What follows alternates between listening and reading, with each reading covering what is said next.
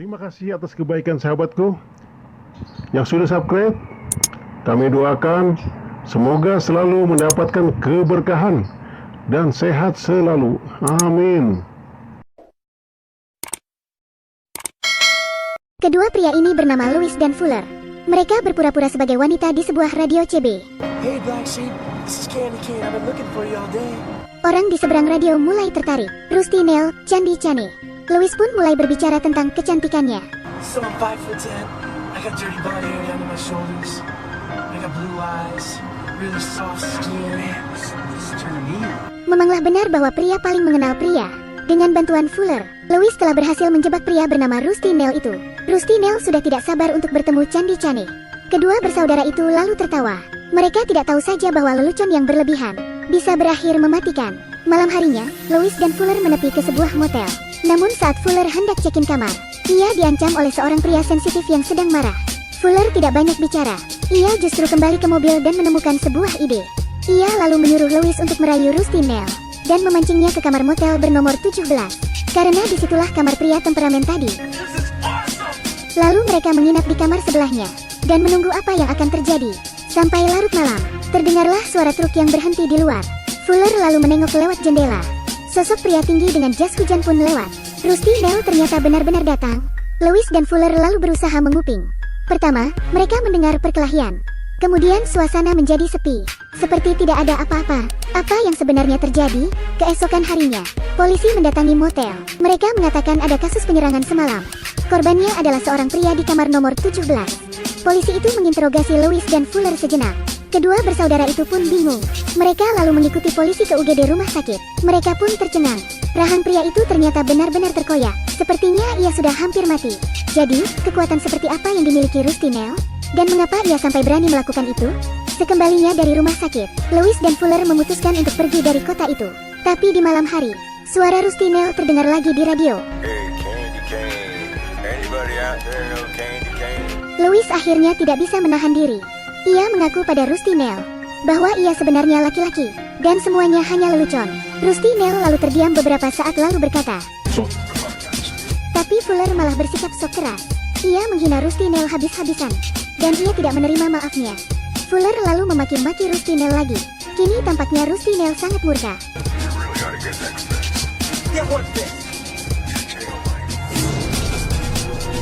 Ternyata, Rusty Nail sudah mengikuti mereka. Dan ia sudah tahu bahwa merekalah yang mempermainkannya. Yah, kedua bersaudara itu akhirnya ketahuan. Parahnya lagi, bensin mereka ternyata hampir habis. Untung saja ada sebuah jalan kecil di depan. Louis pun segera mengubah jalur mobil untuk menghindari truk milik Rusty Nail. Lalu mereka cepat-cepat menepi ke sebuah pom bensin. Fuller bertugas mengisi bensin, sedangkan Louis segera ke wartel untuk menelepon polisi. Tak lama, sebuah truk es datang. Lalu tampak sopir truk itu keluar dan berjalan ke arah toko sambil membawa tongkat besi. Fuller cepat-cepat memberi isyarat kepada Louis. Dan saat Louis menoleh ke belakang, si sopir truk sudah berjalan mendekatinya. Louis tengah berusaha menelepon polisi saat sopir truk ini berjalan mendekatinya dengan tongkat besi. Louis pun segera menutup telepon, lalu berjalan ke kasir dan membayar dengan tenang. Kemudian keluar toko. Selanjutnya ia segera masuk ke mobil dan tancap gas. Tapi truk es tadi tampaknya masih mengejar. Louis dan Fuller pun panik. Mereka melaju ke jalan yang sepi. Namun ternyata jalan itu buntu. Mereka pun harus bersiap menghadapi si psikopat yang segera mendatangi mereka. Namun sopir truk hanya mengetuk jendela mobil mereka sambil menunjukkan kartu milik Louis. Ternyata, Louis meninggalkan kartunya di toko tadi. Dan sopir truk itu bukanlah Rusty Nail. Ia hanya pria baik yang ingin mengembalikan kartu Louis. Louis dan Fuller ternyata salah paham. Mereka pun akhirnya lega. Tapi saat truk es itu melaju pergi, tiba-tiba terdengar suara aneh yang diikuti oleh sebuah truk besar yang menabrak truk es tadi. Inilah Rusty Nail yang sebenarnya. Louis dan Fuller pun segera menerobos pagar pembatas untuk kabur. Dan Rusty Nail sudah siap mengejar mereka dari belakang. Louis segera menambah kecepatan mobil hingga roda mobilnya terlepas. Begitu berbelok tajam dan berhenti di dekat pohon. Mobil mereka benar-benar rusak dan tidak bisa berjalan. Maka Rusty Nail dengan truk besarnya perlahan menghimpit mobil mereka ke arah pohon. Jika Rusty Nail tidak berhenti, Louis dan Fuller pasti akan mati. Louis lalu segera meminta maaf melalui radio. Ia mengaku bahwa ia dan Fuller hanya bercanda. Mendengar itu, Rusty Nail pun berhenti dan berkata, kemudian ia memundurkan truknya dan melepaskan mereka. Apakah semua baik-baik saja? Tentu saja tidak sesederhana itu. Esoknya, Lois dan Fuller memperbaiki mobil mereka dan berjanji untuk tidak mengungkit soal Rusty Nail lagi. Mereka lalu melanjutkan perjalanan untuk menjemput seorang gadis bernama Fena. Fena adalah sahabat Lois sejak kecil. Kali ini mereka akan pulang ke rumah mereka. Malam harinya, mereka beristirahat di sebuah motel. Lalu Fuller mengetuk pintu kamar Fena dan membawakannya makanan ringan. Di saat yang sama, tiba-tiba Lois menerima telepon misterius. Ternyata, Rusty Nail masih mengikuti mereka. Lois pun bergegas ke kamar Fena. Tanpa banyak basa-basi, ia segera mengajak Fena dan Fuller untuk melarikan diri dari tempat itu. Di dalam mobil, radio kembali berbunyi. Rusty Nail mengancam bahwa mereka tidak bisa pergi. Katanya sebuah kesalahan haruslah dibayar. Pertama, ia meminta Lois dan Fuller untuk telanjang di hadapan publik dan berjalan melalui restoran. Lalu malamnya, ia menyuruh mereka pergi ke sebuah ladang jagung. Dan di sana, Rusty Nail menakut-nakuti mereka. Lalu ia menculik Fena dan membakar mobil mereka. Selanjutnya ia memberitahu Lois dan Fuller melalui radio untuk segera menyelamatkan Fena tepat sebelum jam 12 malam. Dan ia akan berada di kamar motel nomor 17 di kota. Jika mereka tidak datang, Fena akan mati. Lois dan Fuller pun bergegas mencuri mobil dan melaju ke kota. Tapi Rusty Nail tidak memberitahu mereka di motel mana ia berada. Jadi mereka harus memeriksa motel satu persatu.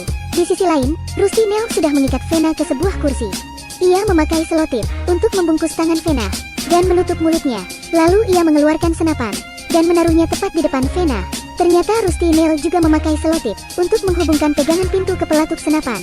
Jadi saat seseorang membuka pintu, Fena akan tertembak. Tak lama kemudian, Lois dan Fuller sampai. Mereka mencoba membuka pintu kamar, tapi tidak terjadi apa-apa. Ternyata Fena tidak ada di ruangan itu. Namun ia berada di kamar sebelah. Kemudian telepon berdering.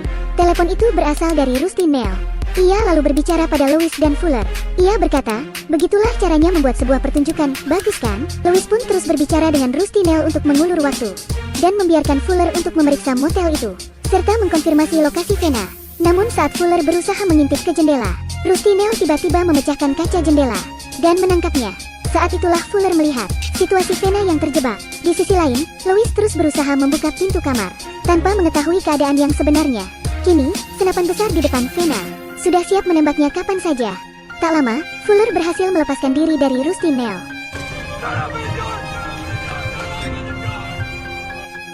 Fena pun dapat bernapas lega. Namun Fuller dalam masalah besar. Pahanya tertusuk oleh pipa baja dan ia harus menghadapi murka Rusty Nail. Tak lama, Lois pun datang dan melihat Fuller tengah tergantung di pagar. Pipa baja di kaki Fuller membuatnya tak bisa banyak bergerak. Lois pun segera menolongnya. Tapi tiba-tiba ia mendengar suara ketukan. Ternyata para polisi sudah datang untuk mengamankan lokasi. Dan mereka akhirnya sampai di depan kamar Fena. Mau tak mau, Lois harus meninggalkan Fuller dahulu untuk menyelamatkan Fena.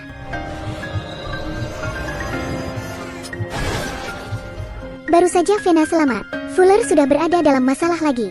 Kini Rusty Nail hendak menabraknya dengan truk. Lois pun bergegas keluar untuk menyelamatkan Fuller. Para polisi juga berusaha menghentikan Rusty Nail. Mereka menembakinya, tapi bukannya melambat. Truk malah melaju sampai menubruk motel.